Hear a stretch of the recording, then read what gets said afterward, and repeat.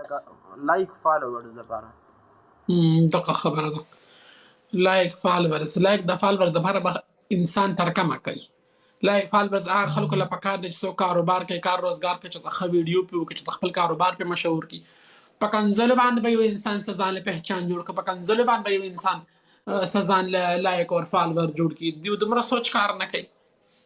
بالکل بالکل حقیقت دی. بس یو بل ته ګوري که نه، نورو پروفایل والا ته ګوري چې یاره ده به کنځلې کولې، دی لږ مخکې لاړو نو راشه مونږ هم کوشش کوو. یا بس دا نه دي په کار یاره د داسې عزت او په فالوورز او په دغه به څوک څه وکړي. بالکل همداسې ده. بس مړه الله دې پوهېږي که څه نه شو ویلی. ما خو پرې ډېر ځان ناغرضه کړی، زما پروا نشته وروره. الحمدلله الله پاک ماله ډېر خوشګوار موډ راکړی دی. هر ټایم زه د خوشحالۍ په موډ کې یم. هر ټایم چې کوم دی زما زړه غواړي چې زه خنداګانې وکړم، زه په خپله باندې وخاندم، زه بل مؤمن مسلمان ورور هم وخاندوم. زما داسې موډ نه دی چې زه پر یادونه خلکو ته واوروم او خلک چې کوم دی خلک خفه کړم، په خپله هم خفه یم او بل هم خفه کړم. پوه شئ. دوی په خپله باندې سوچونه فطرتونه داسې دي. زما سوچ د خفګان والا نه دی، زما فطرت خفګان والا نه دی. زما سوچ فطرت داسې دی چې هر ټایم زه وخاندم، نور مسلمانان هم وخاندم. او مسلمان ورور خندول چې کوم دی دا صدقه ده. د خلکو له پته دا ګران کار دی. څوک خندول لا آسان کار نه دی. مطلب خفه کول او جړول لا ګران کار دی او خندول دا ډېر محنت غواړي.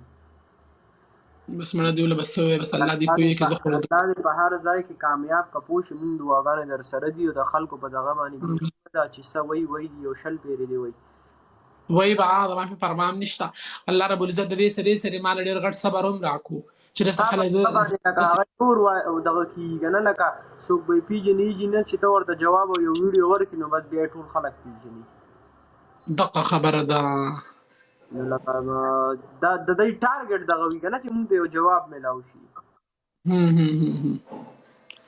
اوس خو زه جواب نه ورکوم، د چا کمنټ نه اوچتوم دومره خاص. بس وکړم ځان له ویډیو وکړم، هغه ویډیو کې ټولو ته میسج ورکړم، بس خبره ختمه. بس دغه صحیح ده. دې نه ستا ویډیوز مطلب کوم چې دي که نه د غټ پلیټفارم دی در سره، نو په لکونو خلک ولا ناسي نو چې هغوی پې عمل کوي یا یې ګوري نو بس تش ثواب دی که نه.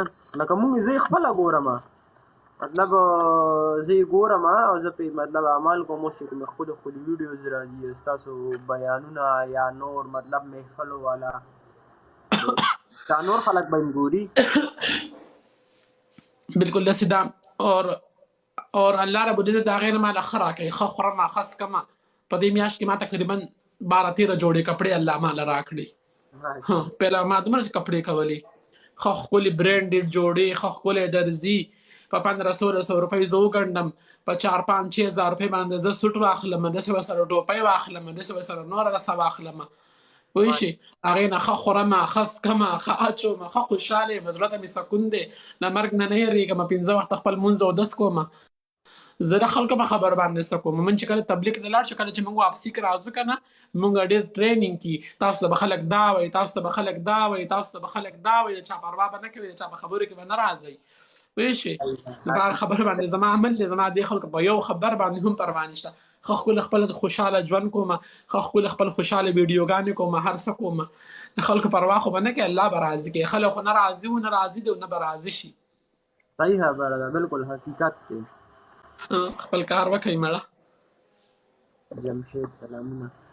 بس دا خلک چې دی بس دوی بالکل اګنور کول پکار دی او خپل چې کوم ستاسو کوم ټارګېټ وي چې یاره خلکو ته مونږ د الله او د نبي پیغام ورسوو، بس هغه ورته بس انداز باندې خلک رسوي. او دا معاشره هم داسې ده چې دوی بس مطلب په مینه باندې چې لکه داسې دغه شي بیا پوهېږي. لکه داسې کم عقل هم پکې اکثر ما د غلط کمنټو کې زه نوم والم ورور او داسې پلان کې ډینګ نو بیا وایي سوري که نه. جی شاه ولی الله میرے سے په خیر علی جی. شاه ولی الله سلامونه. ډېر دا و زما دوست دی د ډېر ټایم نه، خو ملاقات ورسره نه دی شوی. ملاقات سره اوبه کو سره ملاقات مړه اسانه ده. بس زه هم داسې پاکستان ته ډېر کم رالم نو بس نه دی شوی ورسره. پاکستان کې څه کې مړه چړوران شي، موږ په خپل باندې چته کې بس ځان له کوشش کوو چې ته بهر ته وځو. د څوک څه کوي. زما دعا به درته کوم تاسو ټولو ته انشاءالله.